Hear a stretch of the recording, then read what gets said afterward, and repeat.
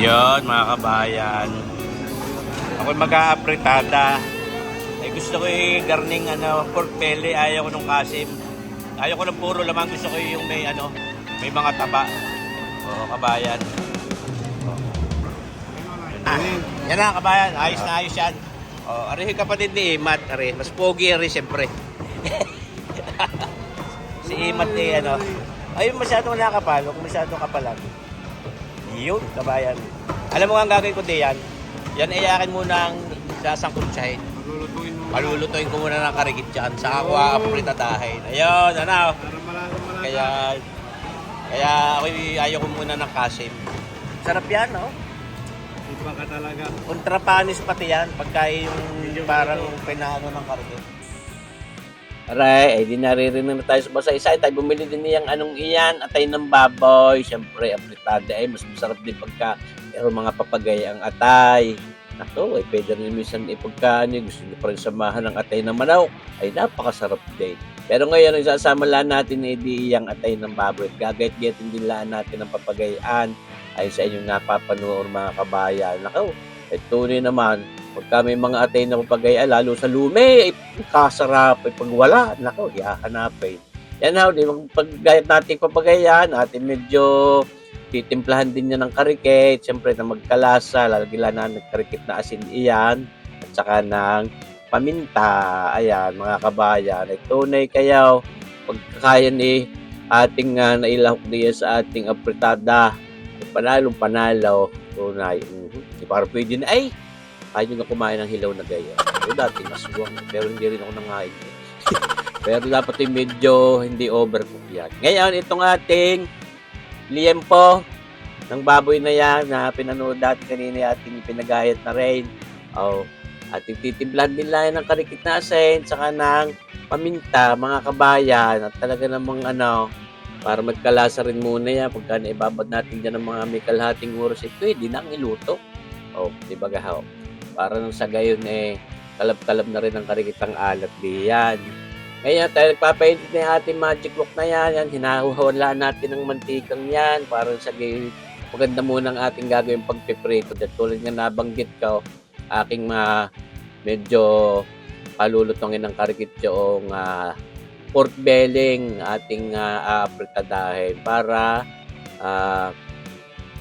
palabas din natin yung natural na bangaw at syempre kontrapanis din yan mga kabayan. Painitin lang natin na maigi ang ating mantika at pwede na natin ngayong ipritaw yung ating pork belling iyan mga kabayan.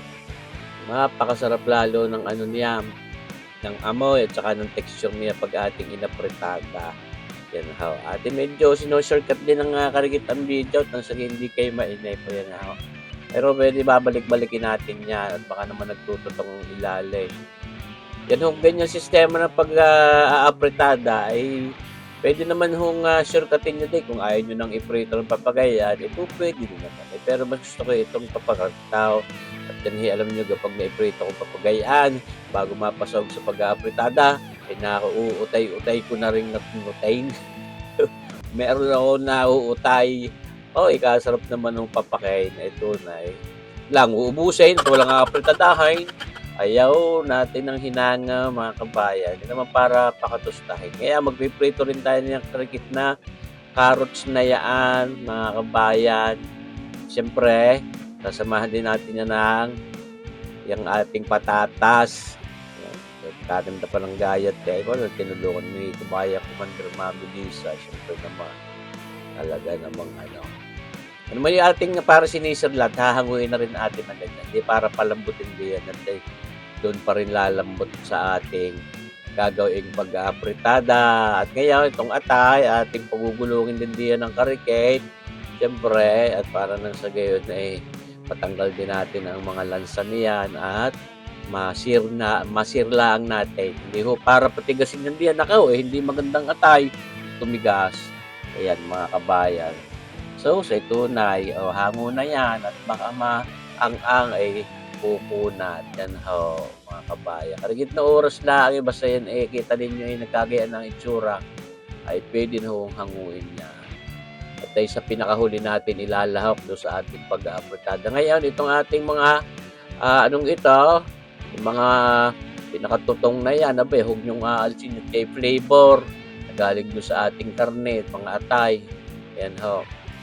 Nice, ay naglagay tayo ng ating iyaw, mantikilya, margarine, at ngayon magsasangkot na tayo nitong bawang na ito.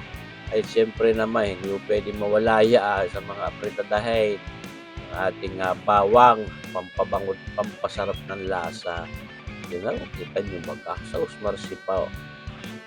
Yan. Tapos itong ating sibuyas na ito, mga 3 piraso yun. Ngayon may isang bell pepper na puyang-puyang gayaan sa buo. Tayo nag-iwan ng karikit pang aluno natin sa huli para may lutong pa din. At pero ito mga una natin lagay para makuha talaga natin ang bangot. Lalagay tayo ng toyo ngayon. Mga 2 kutsara lang muna yung ating inilagay na yan. Tayo, baka naman mapasobrang alat at yung ating mga pansaugbi ang karne at saka yung atay may karikit na rin lasa. Naglagay din tayo ng oysters, mga 2 kutsara din. Siyempre, masarap yung oyster sauce na yan. Pampalinamnam na natin iyan. Kahit walang bitse. Ngayon, magtatakpak tayo ng ating paminta pa rin. Siyempre, mga kabayan.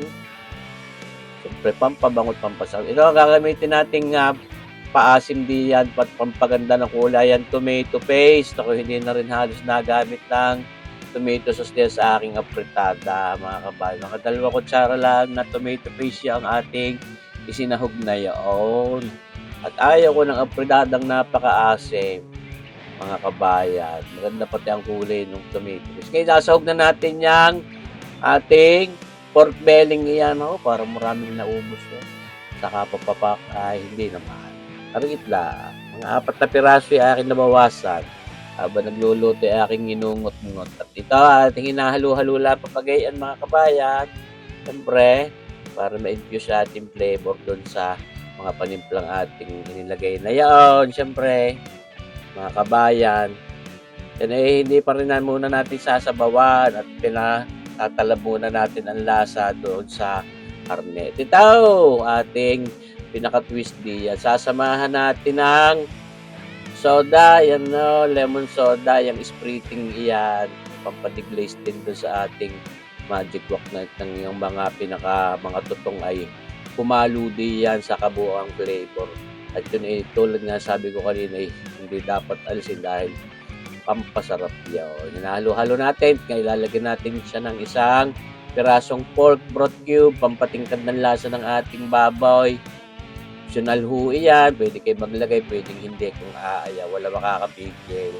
Yan, pero siyempre, like ko sinasabi, yung wala ay masarap na, ay lalo masarap yan, nilagyan mo ng pampatingkad ng lasa ng baboy. Ito, sasabaw na natin ngayon, yung isang tagay ng una kong inilagay nito, dadagdagan pa natin yan, mga kabayan. Siyempre, diyan natin palalambutin yung ating pork belly yan. Ako, napakasarap naman yan Now, nagdagan pa natin. Yung aking inilalagay na tubig na yon ay galing sa thermos, mainit na tubig po ang aking isinasabaw para hindi basta bumagsak ang temperatura niya. Mabilis na maluluto pa rin. Ito, may twist pa rin karikit. Maglalagay tayo ng mga 1 kutsarang queso de bola. Yan, ang ating nilalagay doon sa ating mga pagkakaldereta, ang ating secret na hindi na secret dahil nasabi ko na sa inyo. Lagi ho naglalagay ng queso de bola sa kaldereta. Ngayon, sinubukan ko maglagay din dito sa ating apritada ng mga 1 kutsarang queso de bola. At ito, hindi pwede ding mawala. Napakasarap din naman sa apritada.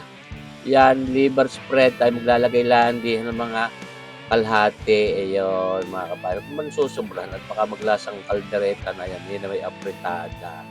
Ayan, para may mga twist at may mga lasang nagpapadagdag ng sarap. Dinagdagan pa natin ng mga 1 kutsara pang oyster sauce. Siyempre naman, at kako ngayon masarap ito pampalinamnam. At nilagyan din natin mga 1 kutsaritang brown sugar na putlain para may tamis ng pag-ibig yung ating apritadang yan. At habang yan pinahangan na natin at malambot na yan, lalagyan na rin natin ng palabot at dinipdik natin crackers na yon. Hindi ko na naipakita nung pinaghalo-halo ko. Sinahog na rin natin yung tinira natin bell pepper. Mga kabayan, at itong mga carrots at patatas na yan sa inyong napapanuor. Oh, tunay kayo. Habang ginagawa ko, gusto ko i-shoutout si kabayan Joey Rivera ng Kentucky, USA. Kabayan, kay kabayang Joey Rivera ng Kentucky, USA. Ako'y naglalaway. Ilalahok na rin ho natin itong ating atay ng baboy at malapit na nating hanguin yan para hindi humaang-ang yung atay at hindi kumunat. Yan ho at malambot pa rin. Shoutout din kay kabayang Feli Makuha na taga San Pascual, Batangas. Ayun. At kay kabayang Rodel Sabayo ng Toronto, Canada. Dating taga rin sa malapit sa amin sa Annalise Big yung kilala din aking mga pinsanin doon. Kabayang Rodel Sabayo diya sa Toronto, Canada. Shoutout sa iyo. Kabayang Feli Makuha ng San Pascual, Batangas. Shoutout sa iyo. Ay, hindi mo mga kabayan tao. Tunay naman. Lalapot pa ng karikit iyan habang na lamigyan, mga kabayan. Ito na at nakahain na sa hapag nalantakan itong ating pork belly apritada. Oh, sus, mercy po. Lantak na kayo mga kabayan. Maraming salamat sa inyong panunood. Abangan nyo pa rin palagi ang ating susunod na videos. Mabuhay tayong lahat. God bless!